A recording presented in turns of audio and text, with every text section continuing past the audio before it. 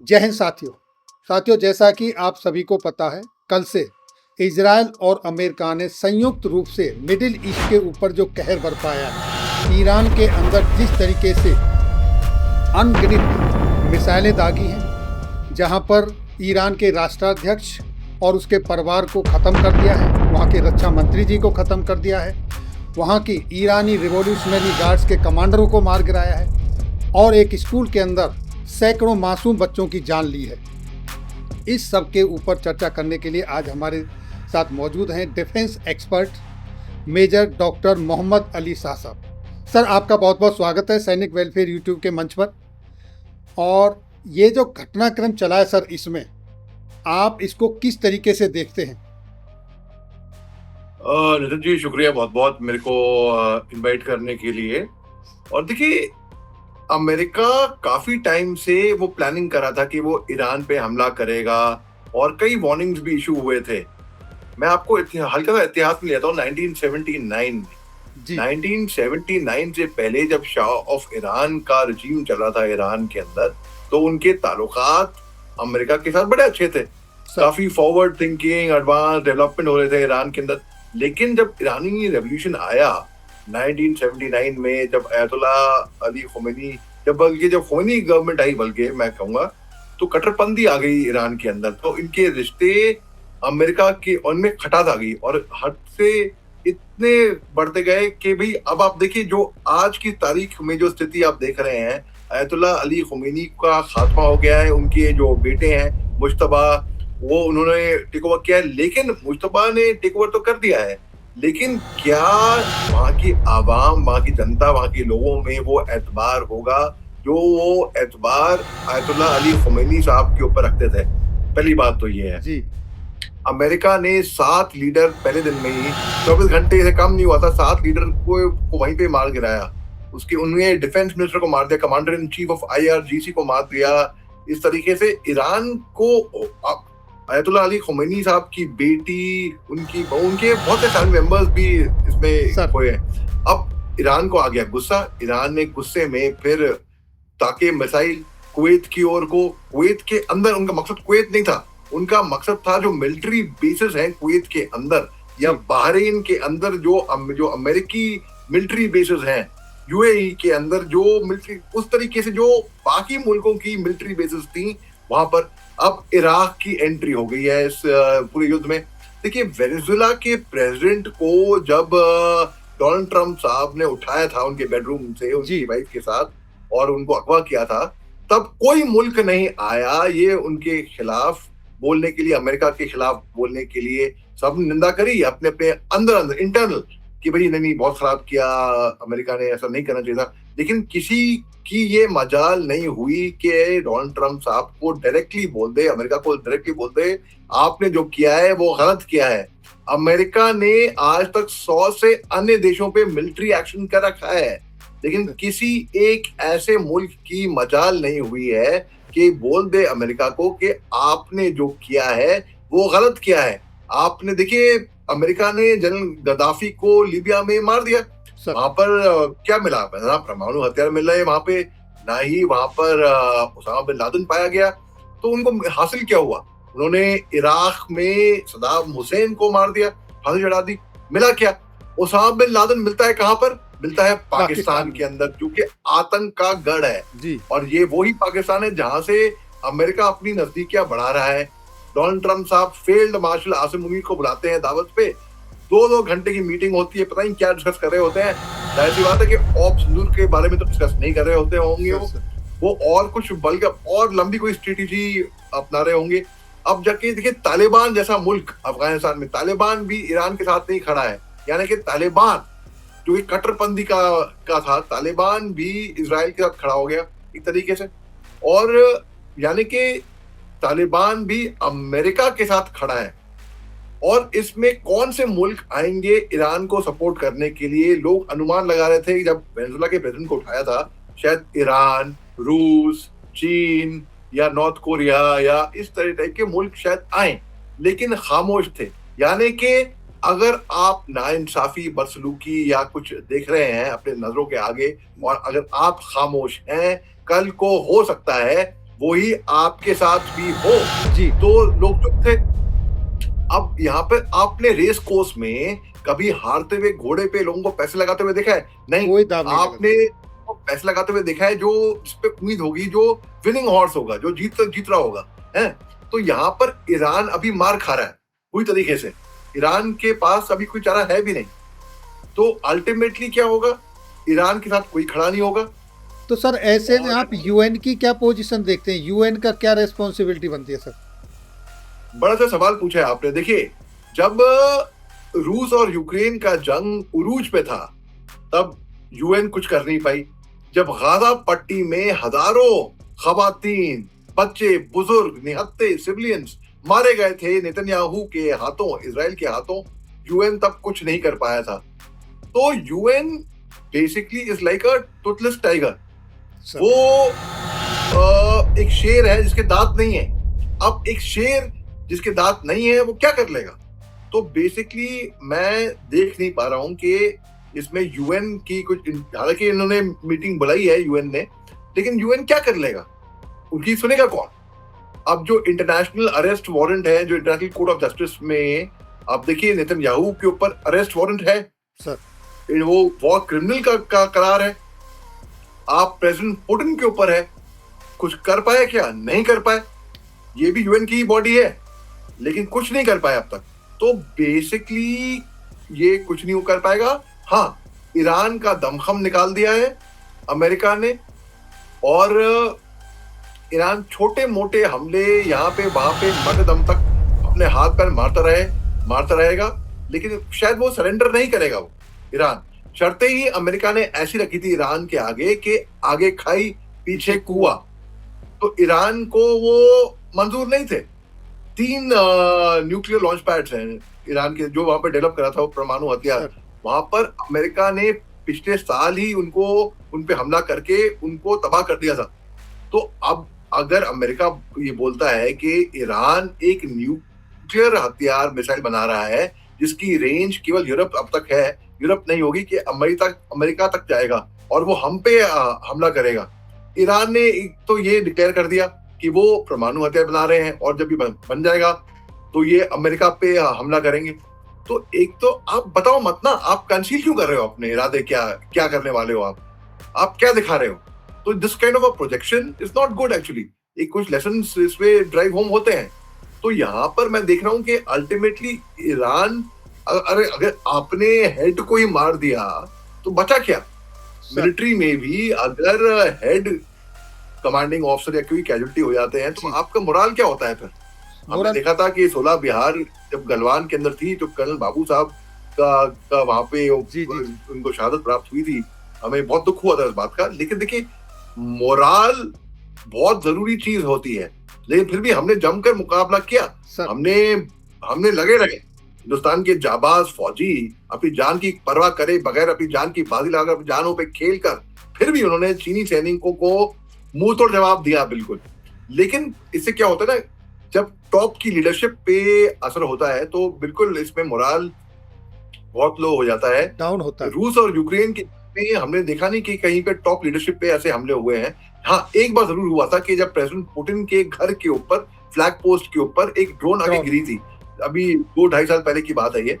और तो basically Iran, America क्या चाह रहा है? अमेरिका चाह रहा है एक रेजिम चेंज हो जाए जहां पर वो अपनी कठपुतली गवर्नमेंट वहां पर बिठा दे, ताकि वो कंट्रोल भी कर सके मिडिल ईस्ट को। और ईरान की तरफ से जो स्टेट ऑफ हार्मोन्स है वहां से पूरा ट्रेड, इकोनॉमी, सब कुछ वहां से जाती है। वो अगर बंद हो जाए तो जो जितने भी मुल्क बाहर बैठे हुए हैं दूर दराज इलाकों में, सोच रहे हैं कि उन्हें फर्क नहीं पड़ता है। फर्क पड़ेगा, सबको पड़ेगा। सर, इसका तो सबसे ज्यादा जो फर्क पड़ने वाला है वो चाइना के ऊपर पड़ेगा, क्योंकि चाइना का ही ऑयल वहाँ से सबसे ज़्यादा आता है। हालांकि इंडिया का भी वहाँ से बहुत सारा तो ऑयल आता है, तो ये इनडायरेक्टली चाइना को भी वो टारगेट कर रहा है। बिल्कुल, आपने एकदम दुरुस्त फरमाया है, बिल्कुल सटीक तरीके से। देखिए, इनडायरेक्टली चीन को भी वो टारगेट कर रहा है।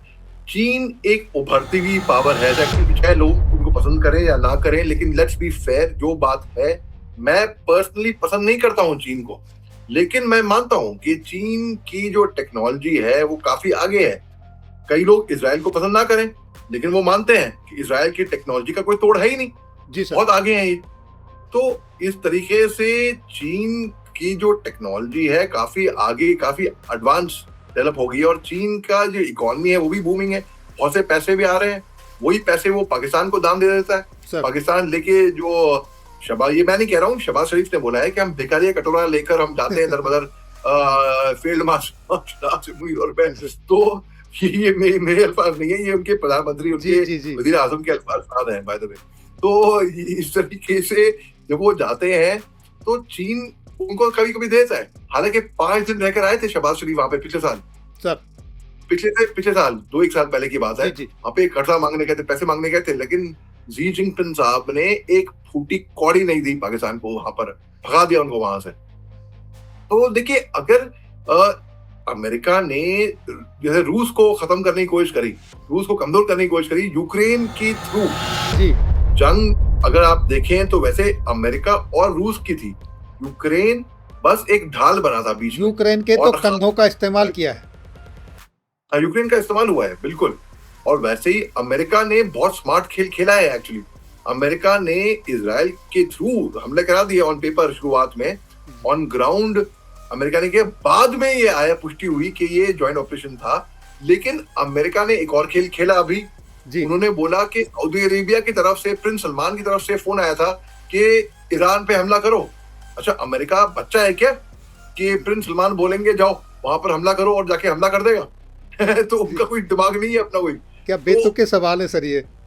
जी, तो वो एक तो आप करो, दूसरे पे बंदूक डाल के फिर आप इल्जाम लगाओ किसी और पे, ये क्या बात हुई? तो ईरान ने भी बोल दिया। ईरान ने कल जो जवाबी कार्रवाई करी, पलटवार जो इस तरीके से ईरान की तरफ से हुआ था, किसी को उम्मीद नहीं थी कि ईरान इस तरीके से जल्दी पलटवार कर पाएगा कि 7-8 अन्य मुल्कों पे जहां पर अमेरिकी सैनिक बेसेस हैं वहां पर हमला किया सर। इसमें ईरान ने जो रिटालिएट किया है, इसमें एक मुद्दा ये भी है कि सऊदी अरब ने क्लियर कहा था कि अगर ईरान के ऊपर अमेरिका अटैक करता है तो हम अपने आर्मी बेस को इस्तेमाल करने नहीं देंगे, लेकिन ईरान ने उसके ऊपर भी अटैक कर दिया। इसे आप कैसे देखते सर? देखिए, ईरान के हमलों में बदकिस्मती से जब आप कहते हैं एक और मुद्दा है, जी हाँ, तो एक और मेरे को बहुत फील हुआ कि हिंदुस्तान का एक नागरिक भी मेरे को सुनने में आया है मारा गया है जी सर, बदकिस्मती से। मेरे को बहुत दुख हुआ ये सुन के। और हमारे बहुत से हमारे हिंदुस्तानी हैं मिडिल ईस्ट के अंदर, वो महफूज रहे हैं। अच्छा, पहली बात तो ये है कि ईरान के हमलों में क्या ईरान की दुश्मनी थी कुवैत से, क्या ईरान की दुश्मनी थी बहरीन से, क्या ईरान की दुश्मनी थी यूएई से? जहां पर ईरान के हमले हुए हैं ना, उन्होंने उन मुल्कों को निशाना नहीं बनाया है, वहां पर जो मिलिट्री बेसिस थे अमेरिका के उनको टारगेट बनाया है। लेकिन जब आप टारगेट बनाते हैं तो अक्सर क्या होता है ना कि निशाना भी चूक जाता है, कई बार तो कोलैटरल डैमेज भी हो जाता है, तो आपका निशाना कहीं और था, कहीं और लगता है निशाना, ऐसा होता है। और हमारे भारतीय नागरिक की जान गई है भाई, तो ये हमें बहुत अफसोस है इस बात का। लेकिन और ईरान हमारा दोस्त भी है एट द सेम टाइम, लेकिन we don't take it kindly. हमें तो बहुत फील हो रहा है इस बात का कि भाई कैसे हमारे नागरिक की, भारतीय नागरिक की वहां पे जान गई है। वैसे ही ईरान की तरफ से जो हमले हो रहे हैं, और बल्कि दोनों तरफ से, अब जाहिर सी बात है अयतुल्ला अली ख़ुमैनी साहब को, जो कि प्रेसिडेंट भी रहे थे ईरान के, इनके दायां हाथ जो है वो पैरालाइज था, क्योंकि इनके ऊपर असैसिनेशन प्लॉट्स भी थे। ये 3 साल एग्जाइल में भी रहकर आए, तो इन्हें काफी, इनकी एजुकेशन भी काफी कट्टरपंथी की तरीके से हुई थी। अब आप देखिए, इनके बेटे जो मुश्तबा ने बिल्कुल कमांडर इन चीफ आ गए हैं, इनके IRGC के नए नियुक्त हुए हैं ब्रिगेडियर जनरल अहमद साहब। अब आप देखिए, जोश के साथ होश जरूरी है। जोश में होश नहीं खो देना है कभी भी, पर्सनल नहीं होना है, जज्बात नहीं जाने हैं कि भाई अच्छा इसने अयतुल्ला अली ख़ुमैनी को मारा, हम पलट के ये बात करेंगे। आप जब जोश में आप कार्रवाई करते हैं ना, अपने होश खो बैठते हैं, नुकसान होता है आपका। गुस्से में आके जब आप कार्रवाई करते हैं, तो ईरान के पास भी ऑप्शंस क्या थे? आगे खाई पीछे कुआं, अमेरिका ने वैसा छोड़ रखा था इनको। तो अभी ये वक्त आ गया है कि फ्यूचर क्या मैं देख रहा हूँ, फ्यूचर में देख रहा हूँ जैसे कि अमेरिका ने वेनेजुएला के प्रेसिडेंट को अगवा किया, रजीम चेंज नहीं हुआ वहां पर, केवल प्रेसिडेंट को उठा दिया। लोग उम्मीद कर रहे थे कि मरिया मचादो जो जी कि जी नोबेल पीस लॉरिएट थी, इनको वहां पर नियुक्त किया जाएगा राष्ट्रपति, लेकिन ऐसा हुआ नहीं। वैसे ही ईरान के अंदर हो सकता है कि वो रजीम चेंज ना करे अमेरिका। हाँ, अयतुल्ला अली खोमेनी को वहां से ओमिट कर दिया, निकाल दिया है, जान जान से मार दिया है बेसिकली। और हो सकता है कि अगली जो सरकार, मतलब अगला जो सत्ता जो पावर में आए, वो उनके न्यूक्लियर प्लान्स पे इतना तवज्जो ना दे, हो सकता है ये बात। जी जी। और जैसे कि कट्टरपंथी है, हिजाब, ये सब तो सब माइल्ड मैं देख रहा हूँ, शायद हो सकता है ईरान के अंदर वो तब्दीलियां आए। तो सर अगर ये युद्ध लंबा चलता है तो इससे भारत को क्या नुकसान होगा या कोई फायदा होगा?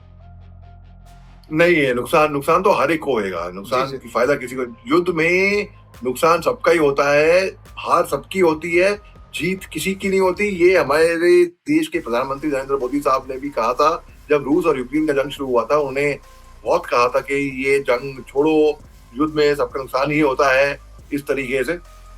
तो नुकसान हमारा, खास तौर से अगर हम देखें, हमारा दोस्त इजराइल भी है, हमारा जी। दोस्त ईरान। ईरान भी है, हमारा दोस्त अमेरिका भी है। अब आप देखिए, प्रधानमंत्री साहब इजराइल गए थे, टाइमिंग का अब लोग बोलेंगे भाई टाइमिंग देखिए, उससे कुछ लेना देना नहीं है, वो जो हुआ था वो हुआ। जो प्रधानमंत्री साहब आ गए, उसके बाद ईरान इजराइल ने हमले शुरू कर दिए वहां पे ईरान में। ईरान को पलटवार करना था, 2-1 साल पहले भी ईरान ने पलटवार किया, जब आईआरजीसी के गार्ड्स गए थे तो ईरान ने पलटवार किया था, लेकिन सेंट्रल इकोनॉमिक जोन में किया था, वहां पर किया था जहां पर कोई नुकसान ना हो, एक सिंबॉलिक अटैक किया था कि भाई हमारी फेस सेविंग, हमारी इज्जत भी बच जाए। प्रेसिडेंट पेशकिन साहब ईरान के, वो कभी पक्ष में, वो थोड़े सूझबूझ के इंसान लग रहे हैं, तो वो इस पक्ष में नहीं होते, लेकिन जब उकसाया इतना जबरदस्त तरीके से, तो मुझे लग रहा है अब शायद ईरान भी खत्म हो जाएगा। लेकिन क्या अगर ईरान खत्म हो जाता है, क्या अमेरिका जीत जाएगी? अमेरिका तब भी नहीं जीतेगी, अमेरिका तब भी विनर नहीं इमर्ज होगी इसमें। तो इसमें नुकसान सबका ही होगा। सर पहला विश्व युद्ध और द्वितीय विश्व युद्ध में 7-8 देश लड़े थे आपस में, यहाँ 8-10 देशों की एंट्री हो चुकी है ऑलरेडी। तो क्या ये तीसरा विश्व युद्ध होने के कगार पर है? अच्छा, ये आपने बड़ा सा सवाल पूछा है। देखिए, विश्व युद्ध में एक्चुअली 2 बराबर की शक्तियां होनी होती हैं, तब जाकर ये और देश आते हैं, तब ये विश्व युद्ध की तरफ जाता है। यहाँ पर बराबर की शक्तियां नहीं है, ईरान का कोई मुकाबला नहीं है अमेरिका से या इजराइल से, वो भी कंबाइंड, इजराइल और अमेरिका कंबाइंड। और लेकिन हाँ, इराक की एंट्री हो गई है, अन्य और मुल्क इसमें आ गए हैं, तो ये भी कई लोग बोलेंगे कि नहीं विश्व युद्ध नहीं होगा, कई लोग बोल सकते हैं कि भैया नहीं, इसकी एक खतरे की घंटी है भी, कई लोग कहते हैं कि भाई बड़ा लंबा चलने वाला है, कोई लोग कहते हैं नहीं बस 3-4 दिन रहेगा। तो सर अब आगे भविष्य क्या नज़र आ रहा है आपको? क्योंकि इजराइल तो लड़ रहा है, कहता है कि वो अपने अस्तित्व की लड़ाई लड़ रहा है, और अमेरिका तो ज़बरदस्ती वहाँ अपनी वीटो पावर कहो, कुछ भी कहो, जहाँ जैसा चाहता है, जैसा आपने बताया सैकड़ों देशों के ऊपर ऐसी गतिविधियाँ पहले है। तो क्या पूरे विश्व को, सभी देशों को इस तरीके से मूक दर्शक बन के बैठा रहना सही है? देखिए, आगे भविष्य क्या नजर आ रहा है मुझे? आगे भविष्य नजर ये आ रहा है कि लोग कह रहे हैं कि ईरान का नक्शे से नाम मिट जाएगा, लेकिन राष्ट्रपति या उनके सुप्रीमो, उनके का को हटा दिया है रास्ते में से। अगले जो आएंगे किस माइंडसेट के आएंगे ये मालूम नहीं है, कॉल आनी शुरू हो गई हो वहां से। ये है कहानी कि आगे का जो होने वाला है वो आगे वक्त बताएगा जिंदन जी। तो साथियों, अभी आपने सुना मेजर डॉक्टर मोहम्मद अली शाह साहब को, अपने बेबाकी से उन्होंने अपने विचार रखे। सर आपने अपना बहुमूल्य समय दिया, उसके लिए बहुत बहुत धन्यवाद। जय हिंद, जय भारत।